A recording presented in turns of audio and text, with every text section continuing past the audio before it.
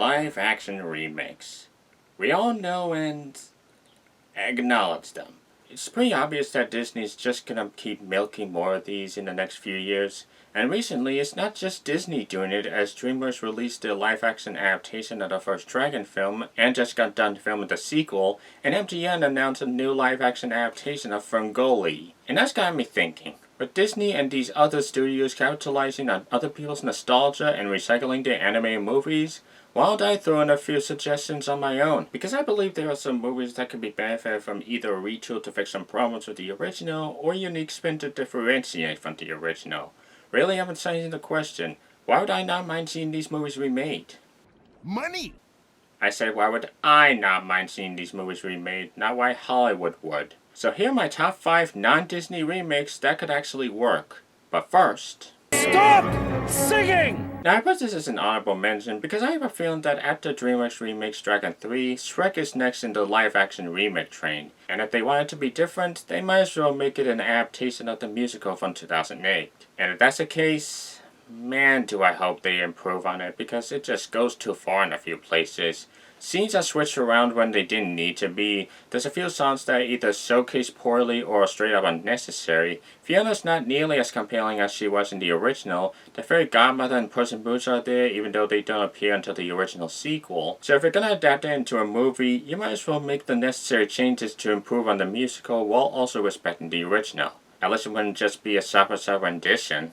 I'll take swords for 400. If people can clamor for a better adaptation of The Black Cauldron, why not another box adaptation based on a fantasy book series? Tales of Earthsea had a lot going for it, not just because of the source material, but because it was directed by Hayao Miyazaki's son, so audiences were eager to see how he would follow in his dad's footsteps. Turns out it was just a dire version of a Miyazaki movie and was once universally agreed upon as Ghibli's worst movie. On to the director's other movie. It tried to combine 4 books worth of material into a 2-hour movie, and it just ended up being a convoluted mess with half-baked ideas and characters I just didn't care about. So why not make a film series that better fleshes out the themes and characters as opposed to a singular movie? The Doom movies did the same thing after the failure of the 80s movie, and look how that's been doing. I guess Hallmark tried to do it with their own adaptation, but even then I hear it's not much better. So all you have to do is get a writer who understands the Earthsea lore and a director who knows how to bring fantasy to life, and I think you've got the next Lord of the Rings or Narnia in our hands. All I wanna be is someone who gets to see a giant woman. Of all the movies in DreamWorks' catalog, Monsters vs. Aliens is either one of the more forgettable ones or one that's awakened something in a lot of 2000s kids. Either way, I think it has a lot of potential as a live-action film. Namely, the movie's already supposed to be a tribute to 50s and 60s B-movies, so my pitch is... why not make it a traditional 50s or 60s monster movie? Go for the black and white, go for the cheesy acting and writing, go for the practical special effects that are infinitely more timeless than the CGI slog Hollywood keeps pumping out. Go with a director who understands the charm of old-school monster movies, someone like Tim Burton. Though considering he's already developing his own 50-Foot Woman movie, it would be kind of redundant for him. So, why not get the hundreds of Beavis guys on the project? If you watch both this and Lake Mexican Monster, you can clearly see their love for old-school filmmaking and cheesy monster movies, so I think this could work. Hell, you could also use this as an opportunity to iron out some of the kinks in the original film, like the hair-miss comedy.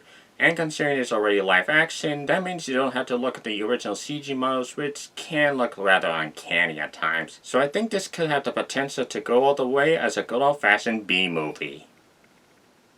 Not that B-movie. How about we book a room at the Oto Hotel and have a nice nap? You know, have I ever talked about Hotel Transylvania on this channel? Yes. Well, guess what? I'm talking about it again. Needless to say, I have a bit of fondness for this little series. The first 2 anyway. With kind of a soft spot for the 3rd one. And absolutely nothing else that came out afterward. Nothing.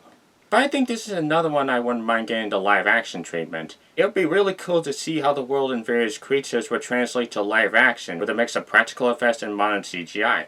And I believe the right actors can properly bring these characters to life, like Benedict Cumberbatch as Dracula, Catherine Newton as Mavis, Brendan Fraser as the Mummy, Guillermo del Toro as Van Helsing. I mean, if Martin Scorsese can be in that Mandalorian movie, anything's possible. Hell, the kid who played Dennis in the original movies could be in his 20s or 30s by the time it gets greenlit, so why not have him play his dad in live action? Plus, it could be an opportunity to improve on some of the problems people had with these movies, like tone down the 2000isms in the first one, flesh out the relationship between Mavis and Johnny, work on Part 2's third act, actually fix some of the problems in Part 3 that I mentioned in this own video. All that's left is get a visionary director who can properly balance the goofy and creepy of the franchise. Someone like Sam Raimi or the Radio Silence guys. Or even the director behind Death of the Unicorn or Lisa Frankenstein. Two criminally underappreciated films. Whoever Sony ultimately chooses to do it, there's still a plethora of potential to bring the monstrous world of Hotel Transylvania to life. I'm a swan. A swan! Alright, that's enough talking about good anime movies I wouldn't mind getting a live action remake. Now we're gonna start talking about some bad anime movies that desperately need the remake treatment. I mean, technically I already started before, but straight merciful crap. I hated the Swan Princess. I mean, there's trying to be Disney, and then there's giving Disney fans a big slap in the face. Backhanded. With Iron Man's hand. Because when you get down to it, what does this movie have to offer? Well, I suppose it has a promising opening. But what else? What else is there? At first it looked like it was going to give our typical prince and princess more of a character and avert some of the classic fairy tale tropes, but when the plot actually kicks in, it turns into just another fairy tale. Done horribly. From the lackluster animation, to the annoying characters, to the forgettable songs, to the surprisingly convoluted plot, it was just a complete disaster from start to finish. It's like if Shrek just turned into Disenchanted after the first 5 minutes. They really have become the very thing they swore to destroy. What to do? Give it a remake.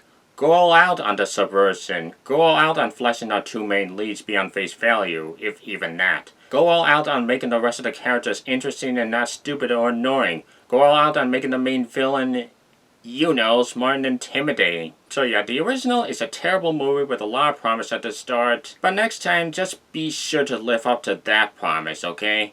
And if you think for 1 second that I'm even gonna touch those DVD sequels from the 10 per poll, okay, maybe I will if curiosity gets the better of me. Let it die, let it shrivel up and come on, who's with me, huh? Oh boy, it's the movie I previously compared the new Animal Farm to.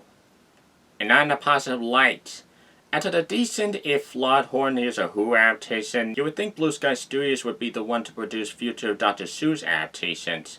But it seems like executive producer Chris Melandri took the film rights with him when he launched his own animation company, Illumination, thus leading to this movie that really left much to be desired. A movie where its intended message is buried in a sea of tacky pop songs, needless subplots, and try-out coolness that would make stupid 730 Rock jealous. So with Warner Brothers currently holding the Dr. Seuss rights, why not try the Lorax again? Actually, maybe not with Warner Brothers. I can see someone else make a more faithful adaptation that closer sticks to the dark yet hopeful theme to the book. Just make sure there's no boy band onceler, no shoehorned or cliched villain, no love interest just there to be the reason why the main kid goes to see the onceler. Just to get laid. Just be more like the 70s TV special and less like whatever the last movie was, and you got an entire movie laid out. And let's be honest, if we're seriously trusting the guys who made this to run these Dr. Seuss movies from now on, don't be surprised if you feel the aftershocks of him and his wife rolling in their graves.